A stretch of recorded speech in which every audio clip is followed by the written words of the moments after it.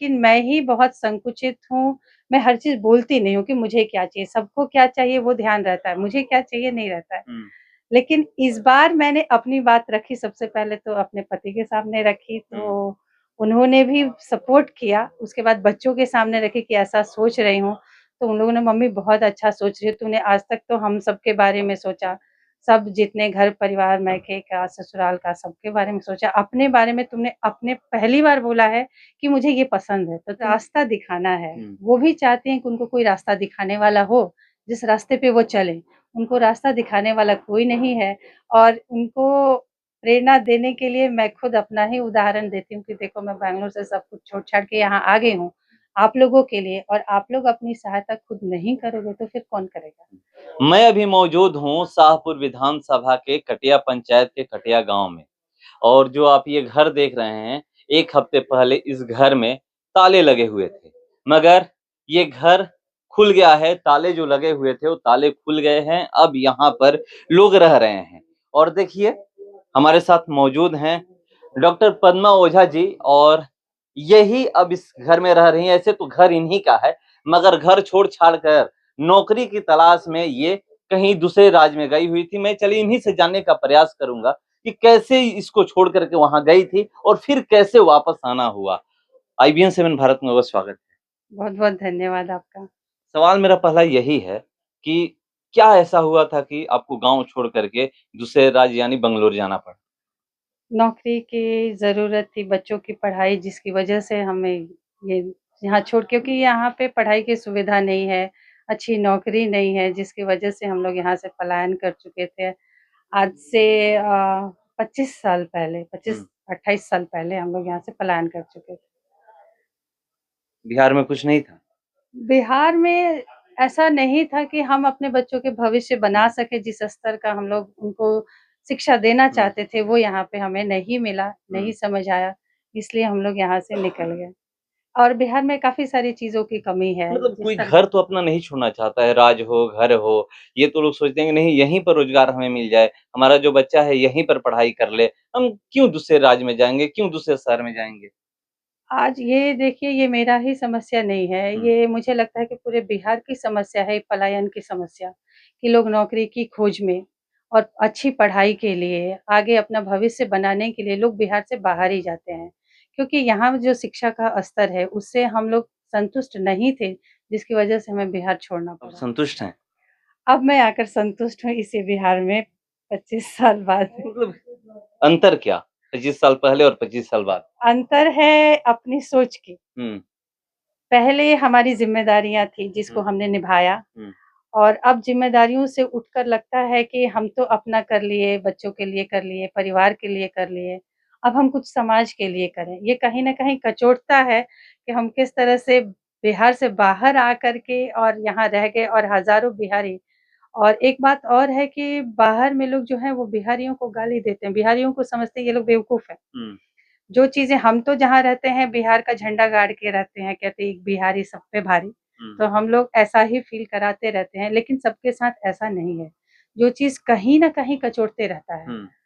ये चीज़ तो ऐसा लगा कि हमारी ज़िम्मेदारियाँ हो गई, बच्चे सेट हो गए, तो क्यों ना हम बिहार जाएँ और अपने प्रशांत किशोर जो इतनी मेहनत कर रहे हैं, 2 सालों से पदयात्रा में लगे हुए हैं, लोगों को जागरूकता फैलाने की कोशिश कर रहे हैं कि भाई अब समय आ गया है कि कम से कम अब जात-पात छोड़ कर के, ₹500 छोड़ कर के आप अपने बच्चों के बारे में सोचें, अपने घर के परिवार के रोज़गार के बारे में, परिवार के बारे में सोचें। तो हमने ये भी यही सोचा कि क्यों ना ये बहुत अच्छा सुनहरा मौका है कि जो हमारे मन में कचोट रहा था कि बिहार कैसे बदलेगा, कब बदलेगा, वो समय आ गया है और हमें भी कंधा लगाना ज़रूरी है। इसलिए हम बिहार वापस आ गए अपने तब घर। बिहार आप तो वापस आई हैं और आप कह रही हैं कि जब हम गए थे तो हमारे ऊपर बहुत सी ज़िम्मेवारियाँ थी, उसको हम निभा चुके हैं। जी। मगर यहाँ पर एक चीज़ देखा जाता है कि एक उम्र होती है तो लोग कहते हैं अगर बेटे-बेटी होंगे वो भी कह रहे हैं कि माँ अब तो आराम करो। मगर सारा कुछ छोड़ कर के अब आराम ना करके अब समाज में जाना, कब ये दिमाग में आइडिया आया कि नहीं अब उस दुनिया को छोड़ कर के मैं उतरना चाहती हूँ? देखिए, कहीं न कहीं तो ये उथल-पुथल पहले से ही था कि सिर्फ़ अपने लिए जीना कोई जीना नहीं होता है, और समाज के लिए भी कुछ करना है। और ज़िम्मेदारियाँ तो निभा लिए और जब हमने ये अपना निर्णय अपने घर में अपने पति, अपने बच्चों के साथ शेयर किया, तो वो लोग भी बहुत उत्साहित हुए और मुझे साथ दिए कि हाँ, मम्मी तुमने सबके लिए किया, अपने मन की नहीं की। हुँ। अगर तुमको उसमें खुशी लगता है, तुम उससे संतुष्ट हो तो तुम ज़रूर करो, हम सब तुम्हारे साथ हैं और अगर ज़रूरत पड़ी तो हम भी आएँगे तुम्हारे साथ वहाँ पे बिहार में, आपका नाम बढ़ाने के लिए आगे। अगर बिहार की हम लोग बात करें तो बिहार में खास करके महिलाओं के बारे में कहा जाता है कि घर में संभाल सकती हैं और मान लीजिए किसी की नौकरी अच्छी लग गई है तो पढ़ा सकती हैं। समाज में निकल कर के मेहनत करना और घर से भी एक दबाव होता है कि नहीं, बाहर नहीं जाना है। कैसे इस बंधन को तोड़ी आप और मतलब निकलने का फैसला करी? यही बात है कि इतना साल लग गया मुझे हुँ, सोचने में क्योंकि मैं भी एक महिला हूँ, तो फिर मैं कितना साल लगा? मतलब कम से कम 10 साल लग गए मुझे, हुँ, क्योंकि हमारे अंदर भी हर मुझे लगता है कि हर महिला के अंदर कुछ ऐसा होता है कि वो अपने अलावा किसी और के लिए करे। हुँ, और ये बातें ये सही है कि महिलाएँ इतने दबाव में रहती हैं परिवार के कि वो अपनी बातें कह नहीं पाती हैं। हुँ, लेकिन मैं इसके लिए भगवान की शुक्रगुज़ार हूँ कि मेरा जो परिवार है, वो काफ़ी सपोर्टिव है, लेकिन मैं ही बहुत संकुचित हूँ। मैं हर चीज़ बोलती नहीं हूँ कि मुझे क्या चाहिए, सबको क्या चाहिए वो ध्यान रहता है, मुझे क्या चाहिए नहीं रहता है। हुँ, लेकिन इस बार मैंने अपनी बात रखी सबसे पहले तो अपने पति के सामने रखी, हुँ, तो उन्होंने भी सपोर्ट किया। उसके बाद बच्चों के सामने रखी कि ऐसा सोच रही हूँ, तो उन लोगों ने मम्मी बहुत अच्छा सोच रही हो, तूने आज तक तो हम सबके बारे में सोचा। सब जितने घर परिवार, मायके का, ससुराल का, सबके बारे में सोचा। अपने बारे में तुमने अपने पहली बार बोला है कि मुझे ये पसंद है, तो तुम्हें जो पसंद है वो करो, हम सब तुम्हारे साथ हैं। तो कहीं न कहीं ये मुझे शक्ति दिया और आगे बढ़ने की प्रेरणा भी दी, जिससे कि मैं आज यहाँ खड़ी हूँ।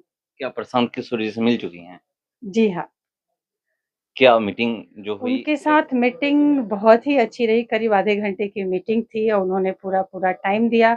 हमने तो सोचा नहीं था, हमें वही दिन लगा कि मुझे भगवान मिल गया, जो हमने पाया शायद मैं सफल हो गई, हुँ, उनसे मिल कर के ही। हुँ, और उन्होंने भी काफ़ी तरह से घुमा-फिरा के बहुत सवालात किए कि आप बैंगलोर में हो, तो बैंगलोर से ही काम क्यों नहीं करती हो? लेकिन मुझे पता था कि एक काम के साथ दूसरा नहीं हो सकता। जब तक पूरी तरह आदमी समर्पित ना हो उस काम को आदमी मतलब सफलता पाना मुश्किल है, जब तक हम अपना 100% नहीं दें। हुँ, तो मैंने ज़िद पे ही रखा था कि नहीं सर मुझे यहीं आना है और यहीं काम करना हुँ। है। अंत में उनको मेरी बातों पे राज़ी होना पड़ा, बोला ठीक है आ जाओ, तुम नहीं मानोगी आए हो। तो आप तो एक पढ़ी-लिखी महिला हैं, मगर गाँव की हम लोग बात करें, बिहार की बात करें, तो अगर आपकी उम्र की महिलाओं को देखा जाए तो वो कम पढ़ी-लिखी हैं। उनको समझा पाना बहुत मुश्किल है कि कैसे क्या करना है, आगे बदलाव जब लाना है तो कैसे क्या करना पड़ेगा? कैसे इसको आप समझाइएगा उन महिलाओं से जो मिलिए जिनसे मिलिएगा, कि जो पढ़ी-लिखी कम हैं, उनको कैसे समझाइएगा? हाँ, उनको समझाना मुश्किल है, हुँ, नामुमकिन नहीं है हुँ, क्योंकि मैं काफ़ी सारी औरतों से अभी तक मैं मिल चुकी हूँ और ये है कि उनको रास्ता दिखाना है। हुँ, वो भी चाहती हैं कि उनको कोई रास्ता दिखाने वाला हो, जिस रास्ते पे वो चलें। उनको रास्ता दिखाने वाला कोई नहीं है और उनको प्रेरणा देने के लिए मैं खुद अपना ही उदाहरण देती हूँ कि देखो मैं बैंगलोर से सब कुछ छोड़-छाड़ के यहाँ आ गई हूँ, आप लोगों के लिए और आप लोग अपनी सहायता खुद नहीं करोगे तो फिर कौन करेगा? तो उन्हें ये बात समझ में आ रही है। सबको नहीं बट धीरे-धीरे आ जाएगी ये पूरा विश्वास है। तो चलिए सिर्फ़ मैं इनसे परिचय लेने का प्रयास किया। आज मैं एक प्रॉपर इंटरव्यू आपको करके सुनाऊँगा, मगर ये सब कुछ छोड़-छाड़ करके गाँव आ गई हैं। जिस गाँव के घर में ताला मार करके ये बैंगलोर गई थी एक कुछ ज़िम्मेवारियाँ थी जो ज़िम्मेवारियाँ थी उसको निभाने के लिए, उस ज़िम्मेवारी से मुक्ति पा कर के यहाँ पर आई हैं और एक मन में जो चीज़ें लेकर आई हैं, कह रही हैं कि मुझे वही करना है। चलिए, अगले इंटरव्यू में मैं आप लोगों को पूरा विस्तार से आपको दिखाऊँगा कि कैसे कहाँ से ये पढ़ाई की, कैसे यहाँ से वहाँ गईं। क्या ऐसा था कि वहाँ और बिहार में अंतर जो अभी ब संक्षिप्त में हम लोग जानने का प्रयास किए कि बिहार में और दूसरे राज्यों में क्या अंतर है तो बता चुकी हैं। तो अगले इंटरव्यू का आप इंतज़ार करिए, फिलहाल इस खबर में इतना ही, बने रहिए हमारे साथ, नमस्कार।